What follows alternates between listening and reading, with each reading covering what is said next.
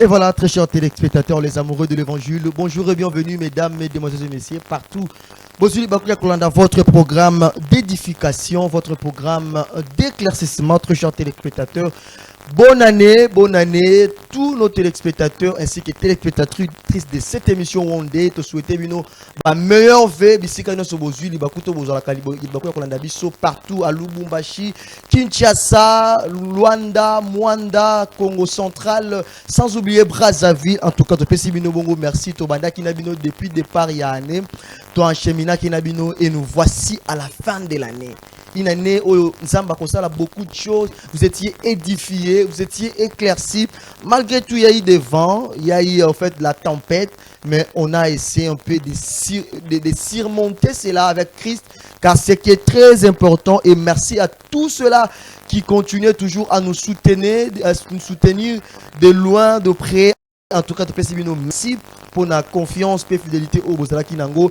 Depuis année Oyo et Bandaki et Tiner et Sili, en tout cas, la Pessibino, merci pour ma meilleure vœu, na ma famille Nyoso. Et l'andaka Wande de loin de près, et merci Nabino Benza pour protéger cette émission au cœur. Et alors tout ça Kakawana Nenge Boyebi pour na ko sepeli Sabino, non seulement ko sepeli Sabino, ko édifier Bino, non seulement ko édifier Bino, mais aussi ko éclaircir Bino. Pourquoi on doit vous édifier? Pourquoi on doit vous éclaircir? Parce qu'à ces moments, dans l'ère actuelle, l'évangile est comme qu'on a dérouté. Les enseignements est comme une expérience, il y a les hommes de Dieu, parce que l'homme de Dieu, Alexa, étape Songolo Pakala dans sa vie, et comme il enseignement ou comme côté en a quatre l'église. Mais dans cette émission, vous serez éclaircis par rapport à certains sujets où ils sont un peu flous. Vous serez éclaircis, mais aussi vous serez édifiés. Et j'ai dit, merci. Et autre chose, c'est-à-dire que vous êtes homme de Dieu dans les différents ministères. Aux pasteurs, aux apôtres, aux révérends, aux prophètes, aux docteurs dans les différents ministères. Vous aimeriez passer dans cette émission, surtout 2026. Nous ouvrons nos portes pour tout homme de Dieu. Vous êtes chantre, vous êtes pasteur, comme je viens de dire, dans les différents ministères. Les portes sont tellement ouvertes pour la Koyambabino, mais aussi nous vous annonçons One Day Info One. Ils allaient bon magazine, ils allaient spécialiser rien que pour la publicité nabino. Et ça la bande déjà babi komisaki. Yo pe o kolingo le produit na yo article service, je ne sais pas.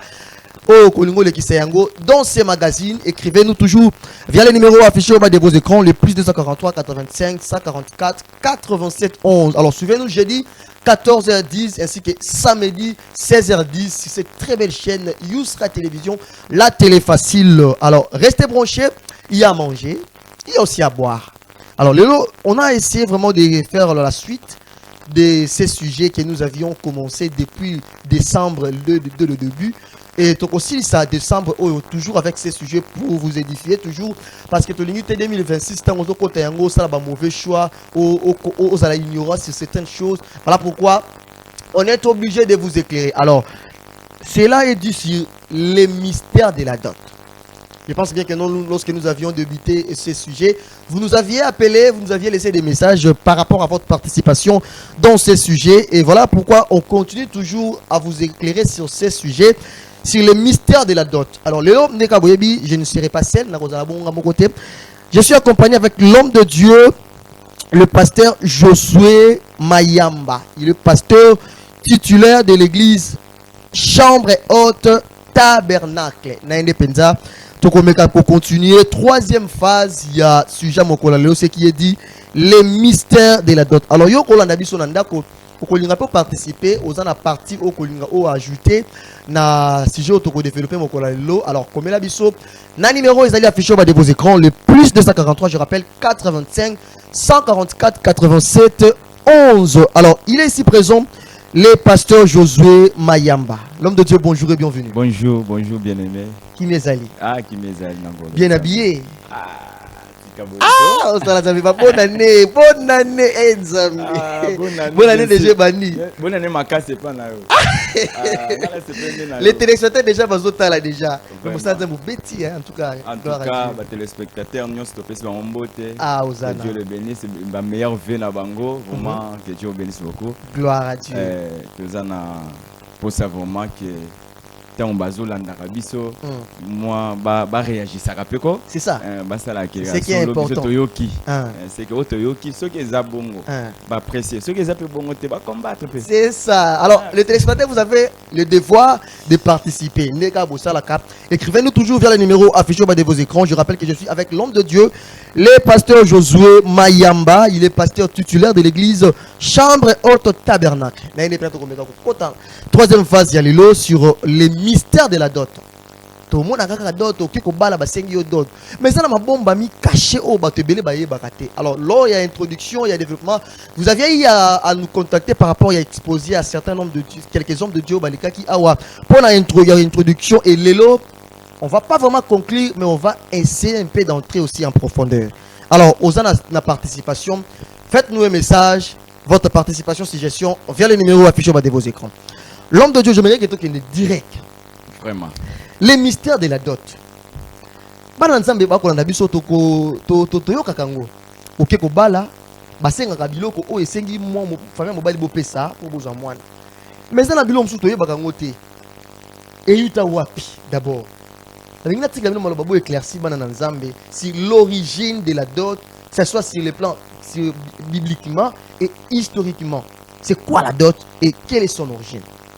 Merci beaucoup, bien-aimé. La question est bien. Gloire à Dieu. Premièrement, dans le comment on mystère. Mystère, c'est quelque chose où ils ont caché, au batu évité. C'est ça où ils ont mystère. Alors, il y a d'autres, ils ont un mystère peu belé, bah mystère est belé. Voilà. Premièrement, on a un coébiso que bref, pour répondre direct, que d'autres, ils ont obligation d'ensemble. Et deuxièmement, d'autres, ils ont rassuré les balatés. Ah! Parce que d'autres, ils ont rassuré les balatés. Moni, ils ont biloko balé, kabwana me batu basangi sango. Ok. Batu musu bakanisaka, oh tozo benga libala, c'est ça. D'autres, yangwana libala. Or, le mariage, ils ont comment différent à d'autres. Ok. Mariage, ils ont banda et sika mutu, mobali, akutana mwasi. Oh. Dans les jours où on a peine à lingi mwasi nanga, dans les jours où on a des bali bali. Dans lingi mwasi na yo. Et que mwasi wana andimi. Yangwana babenga ka vœu du mariage. Ok. Libale bandi wana. Ok. Et selon Nzambe déjà bobalana ki bana mukolo wana. Oh, dans les jours où on a draga ki la fille, dans les jours où Nzambe pas na yo compter là oyo obalana ki na ye. Libale banda ki wana. C'est pourquoi au commande que Marie azaki fiancé à Joseph. Mettant ange aye azobisa Marie ko esa lo pasteur ozo mwasi na yo. Abenga ki makangu te, abenga mwasi na yo. Ta femme. Mais abala ki na nten. Mais abenga maman mwasi na yo. Donc il y a une qui est maintenant dans d'autres il y a une qui dans ça la différence entre le mariage et les dots. Voilà. Alors d'autres wana eza biloko oyo bato baye ko bakisa yango. Au moins ne bandeli tango libala liboso o biso nesto yebi selon la Bible eza libala ya Adam et Ève. Tango Nzambe apesaki mwasi epa ya mobali asenga ka dot te. Dot ya Ève na nazwa kam. Bazwa dot te. Nzambe azwi mwasi apesi ye epa ya mobali et puis akoma asenga pe dot te. Akoma mba mwasi na draguer et puis aloba loba pe. Ada loba loba ko? Oui, aloba loba mbala moko. Donc mwasi na ye. Nzambe apesaki. Et puis bana oyo nani Adam abotaki na Ève. Bango nyos ne balanda na kiwana. Bapesa mbongo libala pana. Ah, bapesa mbongo libala te, bapesa doti te. OK. Ezai kaka wana azui wana, wana azui wana, wana azui wana. Et bande ko leka bongo. Oh. Et bande ko salema wana. Maintenant quand est-ce que libala et bande ko kota na dot na kati? Dot eza eloko moko mal compris. Eza vérité mal compris. Ah bon? Oui. D'autres mutu aliboso abandisa kiango ezalaki Abraham. Mais Abraham ye moko tango azwaki Sarah. Apesa mbongo apesa ba ba ndeso isoroka mbala moko ba una Sarah. Non ba bandi na Sarah aza mwasi na ye. Maintenant tango ye atindaki Eliezer. Akende koluka mwasi pona mwana na ye. Isaac. C'est là où maintenant Abraham azopesa ye ba or ba biloko mo apesa ya kitoko ya mutuya pona ko remercier ko kadonner voilà ba parents oyo ba éleva ki mwana wana. OK ozomona pona ko encourager bango voilà nde akendaki na bango et puis atindi Eliezer akei ko lukela mwana na mwasi apesa ki ba cadeau wana. Mais tant akomi kuna ndenga azwaki Rebecca tango alaki que non mwana mokonzi azobala yo ba prévenir so ba pesa ki ngai bon na kota na profondeur te parce que tozo leka wana. OK et ba prévenir so ekokisa mepa na yo yo nde oza mwana mwasi ya mwana mokonzi. Voilà alors Rebecca exitaki te et puis ba taxa ki était ba pesa ba facture te o pesa biso dans tabami balé to pesa lo boy ezalaki na ngote bango bandima ki famille pe bandimi et bango batuni mutune pa ya Rebecca batuni Rebecca mutuna Rebecca yo lobinin parce que papa ya yaki azwa yo amema yo parce que mwana ya mokonzi na ye Abraham azana posa ya mwasi maintenant yo lobinin Rebecca a décidé maman binazo kenaye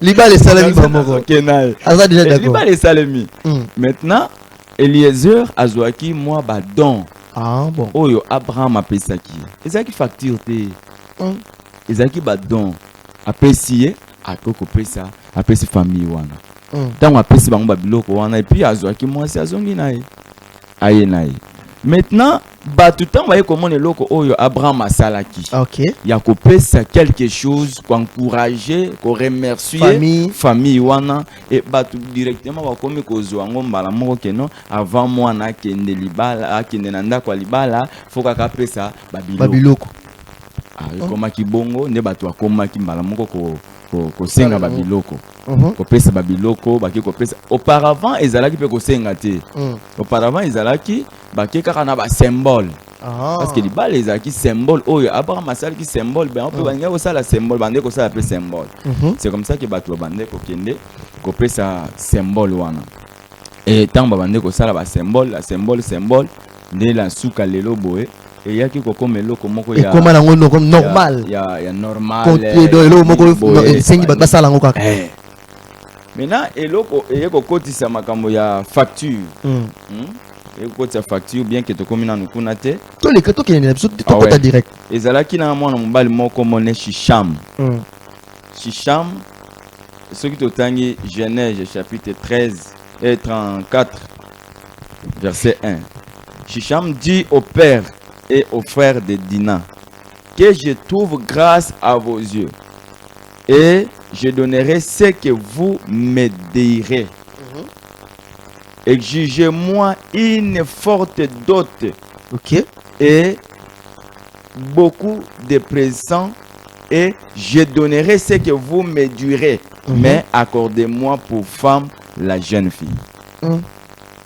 Shisham azaki mwana mobali o balinga ki était na famille ya Dina. OK. Lokola balinga ki était babande ko boya. Bayaya Dina baboya ki, bayaya ya ba parents na pe babande ko boya, mais ya linga kaka mwasi wana.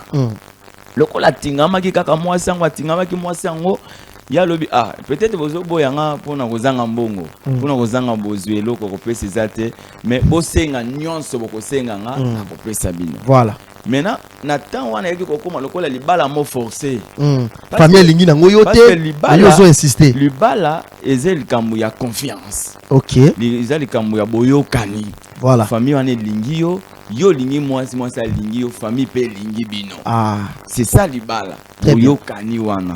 Maintenant le problème ya Shisham ezalaki que famille ya Dina balinga ki était la famille a Dina balinga ki te akome ko forcer sko amour ya ko forcer. OK c'est comme ça que ko senga sko yo ba pesa ye ba facture moko boye ako futa ngo d'essentiel azwa mwasi wana. OK alors preuve ya liboso ke balingi était ozomona balingi était parce que so balinga ki rapidement directement balinga ko pesa ye ka mwasi wana. Ingénieur yo sunga biso micro micro eza esili pila allez-y. Alors c'est comme ça que ndenge babanda ki na makambo ya ko juger dot muto ay ko senga ngo ezaki shisham. Voilà. Maintenant shisham tango asenga ki ezaki parce que balinga ki était ndeno uti ko loba wana. Lokola balinga ki était, c'est ce qui a fait que akende ko senga ba dot wana. Et tango pe lokola balinga ki na bango était bien qu'il a foutu qui nyonso o basenga ki parce que ko senga ke non na ferme na bino nyonso bokende ko na bino nyonso bokata mangenga omoni condition ba ko pesa bokata mangenga bino nyonso na ferme mobimba mibali nyonso bakata bino ngenga et comme ça okozwa mwana na biso ya mwasi et yé pa ke lokola linga ki mwasi na mingi akei ko sala kande balobi bakati bango bangenga tango bakati bangenga na suke loko nine yaki lokola bango ba comprendre que zoki ba pota ba koko bunana biso te ne ba yaki ba yeko boma bango ozomona c'est-à-dire libala et loko e simbi libala eza mbongo te eza dot te eza biloko nyonso bapesaka te eloko e simbi libala ezali confiance, amour, affection. Très important. Alors, batulelo tokomi komona ke na mabala tozana un grand problème où okomona affection wana ezala. Wapi. Là vous avez vraiment raison hein. Okomona affection wapi. Amour ezali souté donc c'est que bakomi ko somba siko mwasi. Mon système ekomi okomo somba mwasi. Alors que na Bible ezana sika moko te o nzambe a juger bato bakende ko pesa autant pour na libala opesa autant pour na libala non mais néanmoins ezalaki confiance nano affection amour yango nde bande ko sa libala. Et maintenant les problèmes que nous en avons aussi aujourd'hui là ba parents ba komi ko bota bana pour un intérêt. C'est qui n'a boti mwana wana aza bénédiction nanga.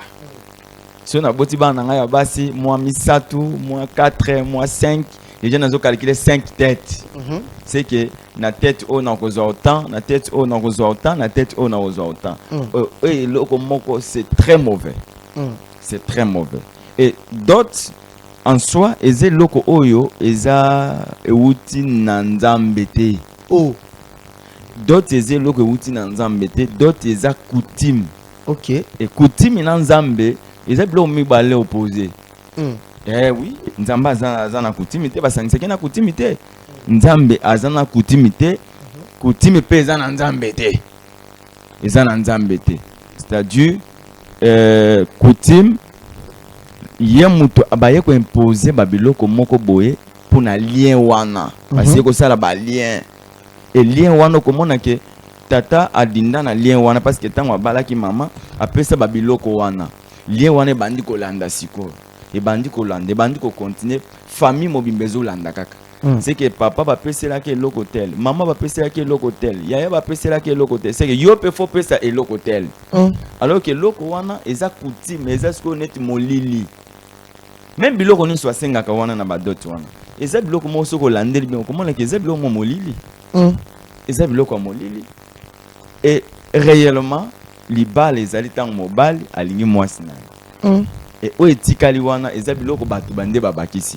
Eza na ba pays mususu bazwa kutu badoti te. Bazwa ngote. Justement quand papa sengi moi biloko moko ba symbole. Ou pesa ngaka esili aussi moi sinayo. Esili. Mais nous comment faut ba taxer une facture, plein de choses. Alors toni to kota partie oyo ya makambo ya ba prédot. Est-ce que d'où d'abord vient ce phénomène ya prédot? Est-ce que l'église doit continuer à pratiquer cela? Donc prédot d'ailleurs eze loko mo eza na signification te eza na puité eza pene sika o eza turete oui puis ba prédot wana ezo utawa eza parce que ba parents ba komi ko taxer. Ah bon? Lokola ba komi ko taxer, c'est ce qui fait que muto bandi ko ya ko somba petit à petit na nyongo. Donc nazana 10 francs na ina verser nazana 20 francs na ina verser tire aussi là. Malé le quoi likele mamoko bo. Donc ayaka kotika moi mukena yebo parce que ceux qui abi abala direct akokate possibilité zate mbongo bino boko senga ye akokango te azana ngo omona papa so balisa mwana ayotangisa ye no natangisa ye na latisa ye abela biloko no est-ce que c'est censé akokotisa ngo nyoso ya kotangi wana ezali devoir ya parent nyonso et pas ya bana na ye. OK, faut otangisa bana na yo oboti mwana po ozana affection ki bo papa babota ki yo pe fo bota oboti te po lela ye mwana babota te po lela ye. Là les parents vraiment écoutez très bien parce que lelo bana nzambe ba ko sala ba ko tenga mais surtout place wana musala nzambe non omoni tango ozobota mwana ko bota mwana te po na lela mwana wana ou bien mwana wana pa sunganga bo ozobota mwana parce que eza nzambe apesaki yo makoki wana ya kobota mwana wana okomaki na niveau bota yo mo sengaki osala nini obota etango oboti mwana wana oza na affection ya mwana na yo azaka mwana na yo même si babali ake wapi azaka mwana na yo. C'est-à-dire oko regretter le côté c'est que pendant calculer pampex ba calculer lisusu so ba calculer l'école c'est que ba calculer sous nambongo classe non mais ma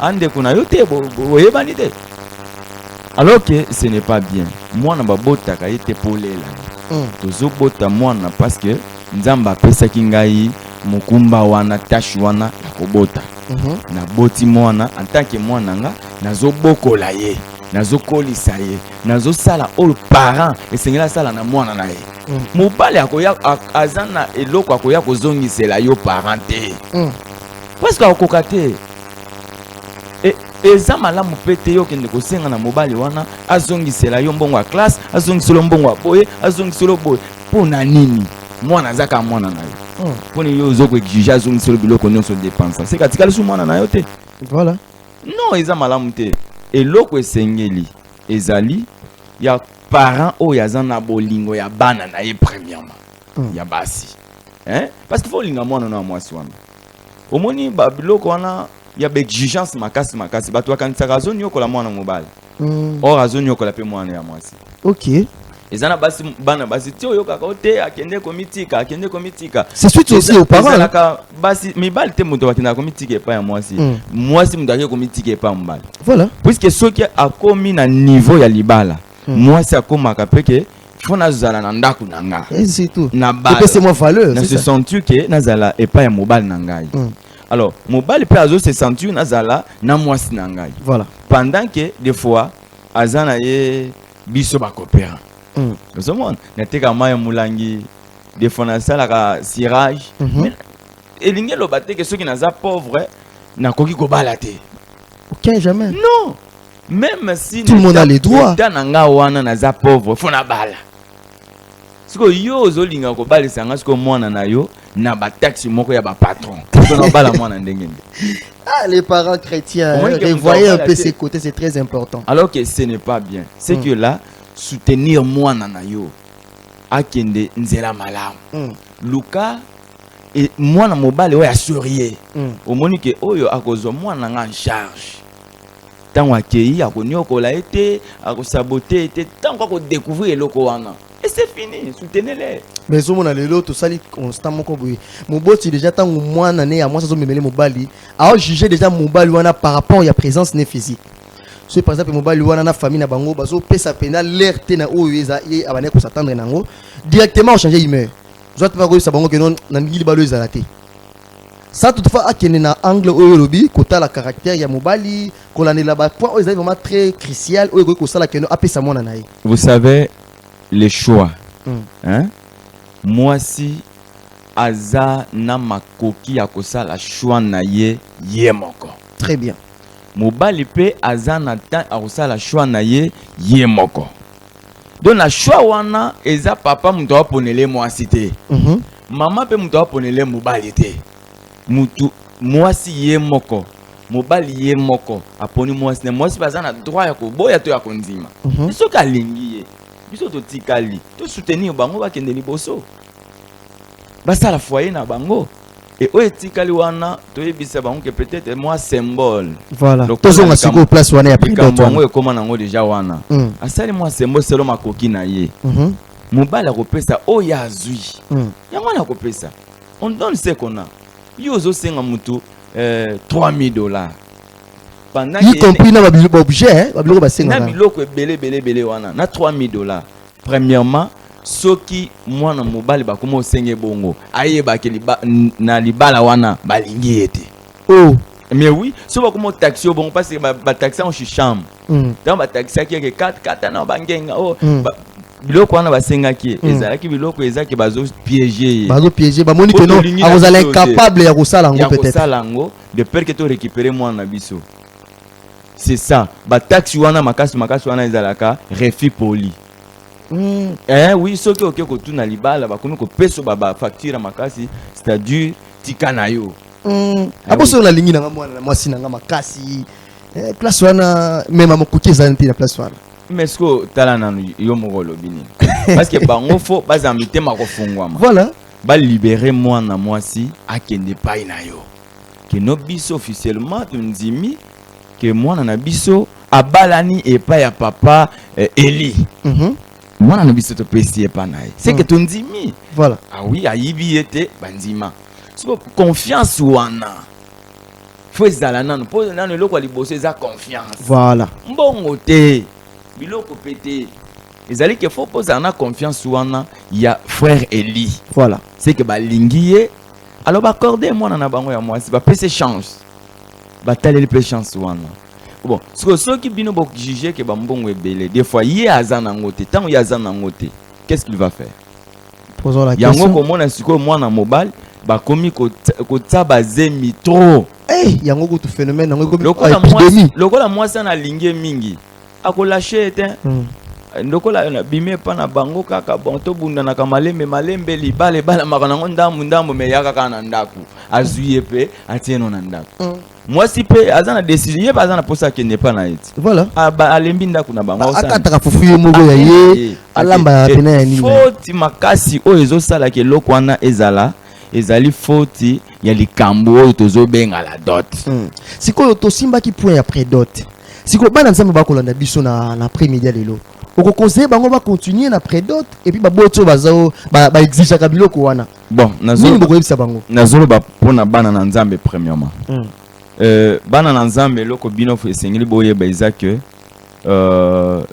dot eza biblique te et prédot eza biblique te eza na puis mon côté o ezo permettre yo okende kopesa prédot na famille ya mwasi mais loko esengeli ko sala peut-être koza la reconnaissant que mwana na babota ki ye azana baboti babokola ki ye tout aza mwana mutu o sala moi symbole directement OK selon makoki na yo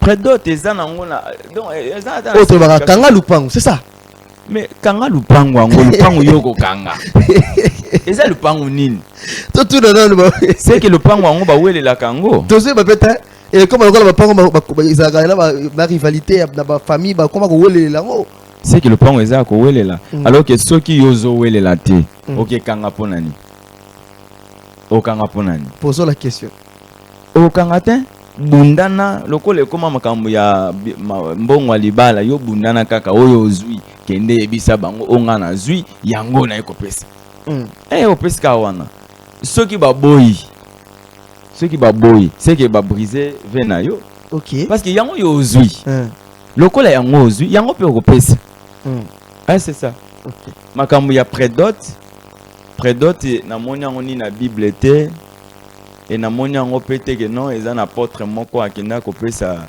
dot na bible mutu moko asala prédot na moni yango te OK très bien alors je rappelle déjà à nos téléspectateurs que je suis avec l'homme de Dieu le pasteur Josué Mayamba, il est pasteur titulaire de l'église Chambre Haute Tabernacle de Bisika Azokamba. Na ende pena tomeki kokota déjà na Mozindo et toujours continuer encore sur ces sujets dit les mystères de la dot. Alors, bon, tu as déjà l'introduction, il y a un peu de mois au décembre. Tu vas continuer dans le lot et vous allez aussi comprendre ici avec l'homme de Dieu, et vous avez des questions, des suggestions. Faites-nous un message via les numéros affichés toujours au bas de vos écrans, les plus 243 85 144 87 11. L'homme de Dieu, la si vous avez simba ba signification ba biloko nyonso epesa makana dot. Tout le monde a pesa ka banyama, tout le monde a ba mungwa, tout le monde a ba biloko un peu belé, ba chamba, il y a beaucoup de choses, ba comme le vin rouge. Si d'abord signification wana ni to simba non loko moko puis ba signification na. To ba non na nyama. Qui représente l'animal lorsque tu pesa kana dot? Eloko ngai na koko répondre yo na eloko etaleli premièrement babiloko bapesaka lokola nyama eza na bilo mo molili eza ya bilo monde na ténèbres bien que ba chrétien peut ba s'adorer na biloko wana ba kotiza makambo ngo mais eza na makambo moko biblique te puis makambo moko ba symbole moko ya terre à terre te. Les ables ba réclamation, il y a ba famille banda batika. Ah bon? Yo banda ba koko batika yango. Les ables impact signé na ba koko na bango. Ba lobi ke moi avant bima fatika o fatika o fatika o fatika o. C'est-à-dire ba signe wana ozopesa wana ezana signification na ndenga molili. Oui. Parce que tant que tu as nyama nan to ezo présenter ce que tu as phase musu c'est mon net moto. Bazo senga yo moto. Or yo OK na famille, OK ko tala bato. Oza mobile OK ko tala famille wana. Famille OK ko tala bazo ko juger yo opesa bango misuni. Avant ba pesa loko songolo. Alors que musuni bango ndefo balambela o musuni. OK. Yo ke kokuta déjà ke balambeli nga misuni na lie na tondi des fois biso tellement na Kinshasa tozala kana système qu'on a calculé que bateau biloko va dépenser moi mbongo ebele mais na futite mais na zongisa ta moi moké. Voilà. Des fois ba defaki yango des fois bazwaki. Na chamna na sunga bango un peu. Na sunga bango un peu. Mais yango te yango komi yo mutu mobalo zokende ko bala mwasi bazo biso mimela bango nyama. Et nyama wana eza eloko moko oyo ezo signifier quelque chose na coutume na bango. Ah bon? Parce que nous sommes les coutumes, mais c'est que bien que les parole de Dieu te. Les en coutume. Yango monaka au mariage coutumier. C'est-à-dire les en mariage religieux te. Mariage coutumier, religieuse so kingai na koyebiso ndenge balingi frère sœur balingani na bango et que papa na bango pe aza un homme religieux. Ici frère wana bon peut-être ceux qui n'azana moi quelque chose yaka kopesa ngai et passer à pambola libala na bino et c'est fini libala pesi wana ba kosenga ba biloko wana te ba papa Jésus ajouté peut-être ndé tout monde akalelo ceux qui te fit expliquer le wana peut-être yo mutu moko louer salle yo mutu moko le sabatu yo mutu moko olatisa na sima nango omona mutaki ofutela place wana na comprendre raté réaction wana un peu mosala nzambe. Bon cérémonie ya libala ya mariage ezalaka yo moko mobali mutoko luka ba problème ba mindondo wana. Sinon eza yo moko. Parce que mingi bato ba memisaka makambo wana ke na to kende na sala munene to lamba bien 500 invités 600 tout yo moko mobali mutozo ko exiger biloko wana. Yo pe lokola ba exiger ki yo. Ye pende ba exiger kuna ke no faut pesa biso $3000 akokisi ko pesa $3000 na ye pa komo luka ke photo sale loko moko tamso ezongisela ngata mo eloko ora ke ko dépenser pe lisusu et nyonso wana ba loyenge wana c'est moins important. Ce qui est important cela na famille wana ba accorder nzela ke no zo wana na biso kende na ye parce que libala ezaka libala libala pauvre na libala riche zate Nous c'est ça qu'à libala. Voilà. Simple fait. C'est bien éclairci. Hein? Moi si akuta kimia na libala, mobali pe ozwa kimia na moi si na yo et s'il y a moi na libala. Ce qui est important. Otenga na bala mbongo ebele. Oyebi mabala combien babala mbongo ebele pour mabala ezala suite. Le lot foutu non. Et surtout mabala o eza vraiment bé. Eza mabalo babala mbongo ebele. Pour nani parce que mobala bando kozongi so na mbongo na ye. Ngolo saka moins d'erreur. Oui, à rappeler ça. Mbongo nanga combien na bimisa makambu comme na sala mbongo nanga donc babiloko wana nyonso eza biloko ekoko te ya ba parents. Non, je sens comme si que non, personne n'est édifié ou enseigné par rapport à l'acte de Salama. Fallait biloko wana ya enseigner bango. Au moins que mwana na yo aza bazo nyokola ye gravement. Pourquoi? Parce que mbale wana pesa mbongo ya dot. Ah oui, ils ont encore boté là moi si. Boté là ye. Olo basu nini papa na bala ye. Donc mobala azo ibisa moi parents ya mwana moi c'est ceux qui likamweza bien autour. Na bala ye. Mbongo nange bele bima. C'est que ya a bala donc a bala ye tendenge toko bala na bolingo na somba ya comme le roi bien privé. Bala ye po alobi apesa mbongo ebele. Ah bon. Biloko ebele. Alors que faut batu batana mitu na bango ke libala eza biloko ebele te. Libala ezate po bali $1,000, $3,000. Wana yango pe libala te. Libala ezali soki ke na motema bolingani makasi. Moi ça lingi mobile na ye mobile pa lingi moi c'est ça le mariage. Et ba biloko wana o ba kei kopesa wana ezana nka biloko moko ba accessoire. Ba accessoire batu nde bataki yango. Soki un bon parent akoko yebisa oyo aye kosenga kobala mwana na ye akoko accorder ayebise mon cher soki oza na quelque chose attendre ozana na poche na osimba pesanga mpona mwa elembo po bamosusu wana babala. Moi je connais un parent ça là eloko wana et puis si le famille wana bazo évoluer très bien puisque babalaki bango bamosusu wana bapesaka bango mbongo soki oza na mwa eloko simba na poche pesanga yango et puis zwa mwana nanga kende na ye parent wana ozala parent moko honoré. Oui. Vous allez honorer, même en famille, même partout. Vous allez honorer. Très bien. Pourquoi? Parce que ceux qui ont que les parents, parce que les parents ont nzala trop. Nzalande zo sala batu. Nzalande. Au moins, les parents mususu azwana un ordinateur dans la vie nae. Azo zelaka mukolo bakobala mwana na ngake mukolo nga vraiment na osenga ordinateur. Yena na zo ordinateur te. Jeune garçon, omoni comment ndenge ake ko yebisa pe bana nae. Bazo abala ndeko na bino bozo akoloba te ndenge ni. Bango be bazo ya jeune garçon yaya pa ye. Yo ngaza na posa moto telanga moto na facture. Parce que tout na ye jeune wana yaya ya mwana mwasi wana. Yo za combien de moto? Poso ki basenga ki yango epa na yo. Yo nga opesa combien de moto? Telanga moto na kati. Batie moto na kati. Mama pa ye, telanga oyo. Papa pa ye, non kwa ye. Bazo senge pa mwana mobile. Et mwana mobile a pesé facture. Yango mona ka ba fiançailles ezo sala 3 ans. 3 ans successifs et puis bato akomi ko bebisa ko brûler betape. Akomi ko kweya.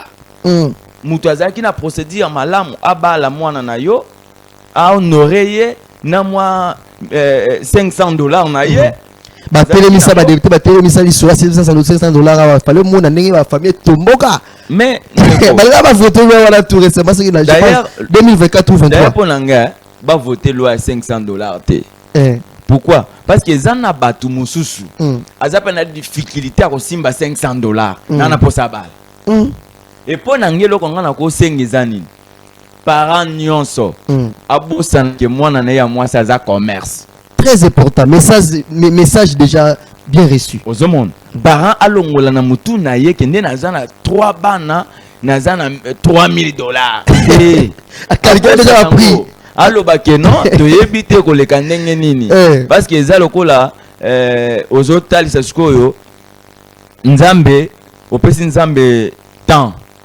Seigneur bana nanga na boti bango yeyo ngai na balaki mama na bango na vanti mama na bango na kimia to vandi na ye to nuni na ye kozana ye bien et yope pesa bana nanga mibalo bako supporter bango très bien bazana bango atana pasa atana bisengo bazala kaka et mobalango wana oya malamu wana kozana mwana na yo na pasi na bisengo azo ya boye na $100 Il pas poser la vision déjà il y en a 700 000 soko zaki na commerce au bengani au komo chola ye ko finga tout et au bosani peut-être que mbala lingaki atakimia na mwana na za okaka jeune na zo ya na $100.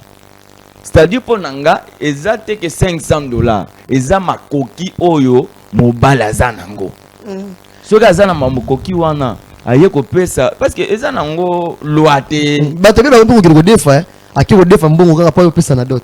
Après combien les problèmes les problèmes wana pezo la te na mwana na yo ya mwasi parce que tant bazo ko déranger na banyongo wana mwana no pe ya mwasi aza déranger voilà aza l'est et pour na nini yo ko tia mwana no ya mwasi na mal à l'aise aza la kimia te encourager jeune wana na monde qui aza sérieux na landele aza bien mon cher Yaka ozana nini oh papa po ba jeune bazaka bongo au sans salé ozana nini oh papa yo ozana nini $300 Yaka nango dimanche la bengi obengi bandeko na yo boya mwana nga zo bala mobala ye wana bimisa mbongo yaki ko bala atena mesa $300 bozui 2000 parce que c'est un symbole. Un symbole. C'est ça. Symbole. Même à tu 500 c'est-à-dire que nos moutons sont à participer à une fisque. Oui. C'est tout. Et ça symbole nakala eza na ba mama na biso oyo babala ki bango ne lamba. Babali bango ne lamba.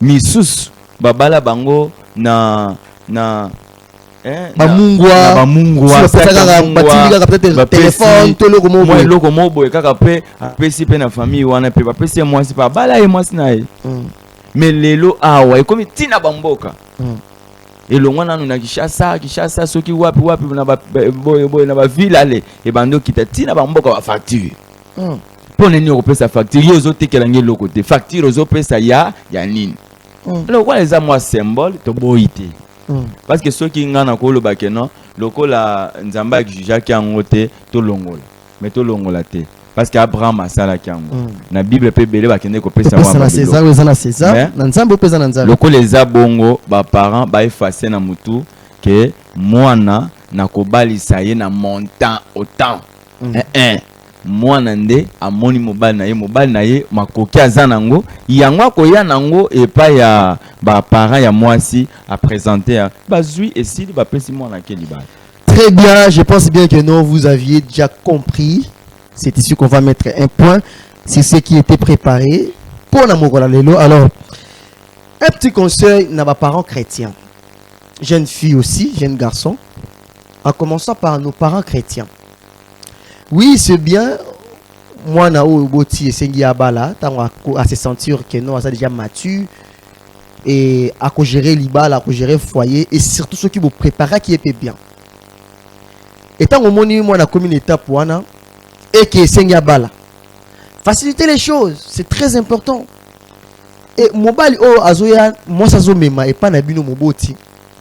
Bon mais quand peu landela pe mwana ngo to mona kaka te oyo apesi loko l'apparence mais to landela mwana yango de loin ou de près comportement caractère et pourquoi pas même vie spirituelle na ye to yeba est-ce que na mwana na biso a ko gérer bien mwana na biso ko à l'aise et ceux qui te montrent que c'est bon facilitons les choses pourquoi pas donner des petits symboles ça va faciliter le to ko mona ba jeune fille ba ko gumela na makolo ya baboti moko ya makambo e ko sala bangumela c'est parce que le parent bazoko exagérer trop na makambo e sali dot et to boti sa loko auto bengi prédote lisusu ne yango lisusu ngambo tango mwana yebi ke azana moto na ye o esengi aya ko bimepa na bino pourquoi pas faciliter la chose à kende direct bon mwana mobali pesa boye et sili ole ya ko memaka d'abord aye prédote na sima nango silisi wana bocheno ngambu aye susu prédo aye suko dot et na dot ngo mutu nyonso ya famille fatika eloko papa fatika asenga liputa plutôt veste mama fasenga liputa faut pas senga moto tout le monde a droit ko senga eloko et na sima nango esengi pe en espèce ce n'est pas vraiment ce qui est très important. Facilitons les choses et ça très très important. Toujours qu'on libère pe bana po babala. Na ndenge moko ya bien toujours ko teka bana te mais toujours ko pesa toujours ko sunga bango ko accompagner bango na boyoka oyo bango basila ki bongo kozwa. Alors l'homme de Dieu na lingi on signale déjà tous na suka. Na lingi bo la synthèse pendant 1 minute. On a déjà 3 minutes pour enregistrer, mais vous avez 1 minute pour faire la synthèse. Et s'il y a des salutations, soit un communiqué aussi concernant l'église, pour que ça rapidement. Merci beaucoup, bien-aimé. Nous avons un conseil mouké et pas les parents. Tous les parents na biso babalana officiellement to lukate ba mindondo et belé. Et puis na pesi ba mbote mingi na mutu nyonso. Vraiment so to tangi ba kompo ba zeke belé. Ka mutu moko na pesi mbote te. Nani wana? Kaka mutu moko. Nani wana? Na pesi mbote te. Comment les a premier numéro na loba? Nani wana? Eza diable. Te ye ni wana ekuda. Diable na pesi mbote te. Na pesi mbote na mutu nyonso bino batu bozo landa émission nzamba pa bino ba merve na bino nzamba pa bino puis ici chambre au tabernacle mbote nzambe apambola bino vraiment et bo soutenir comme ça na nzambe et puis tozana veiller il y a le 31 décembre et koleka kaka na kati église chambre au tabernacle na Kimbanseke veiller rozala malamu soki bande ko bomoni ke boya ko veiller ensemble na biso eza malamu adresse ezali na avenue Tungisa numéro 36, quartier Kamba Mulumba, Panga Saint-Louis. Donc, ici, quand l'église est Zouami, Tozakawana. Mais sinon, pour nous, Makambalibala, tout compliqué ce dossier. Très important. Tu éviter Bazé Mebele, tu éviter Oakota Kinda comme Olibala, Yemowa Kende Komitika, tu luka ke tu faciliter les cambo, d'autres eza ngambute, d'autres eza mauvais côté. D'autres eza quelque chose où eza symbole. Très bien. Moto ayeko pesa moi symbole et puis bo accorder chance à vivre malam na mwana na bino mwasi. Yeko sunga pe bino motambo ke pesa un conseil azongi sa bino teknga na bimisa mbongo na ngebeli. Anka ya moi erreur ayeba ko supporter ke basunga kinga nga pe fona sunga. Vraiment, il y a un koloba nzamba pambola bino. Très important, c'est ici qu'on va mettre un point final. Merci à tout le monde, vous étiez très nombreux. Il y a Kolanabiso de partout, à Kinshasa, Brazzaville, Congo central, Lubumbashi, partout. Merci et merci à l'équipe technique. Là, je vois ingénieur Ndjouzi. Merci à la première partenaire de cette émission, One Day, Madame Hortense Kandongo, depuis quelque part, on a apprécié la beauté. Et merci Nabino Nyon Soboda qui branché. Suivez-nous jeudi 14h10, samedi 16h10 sur Yousra Télévision. Alors portez-vous bien, on se dit au revoir.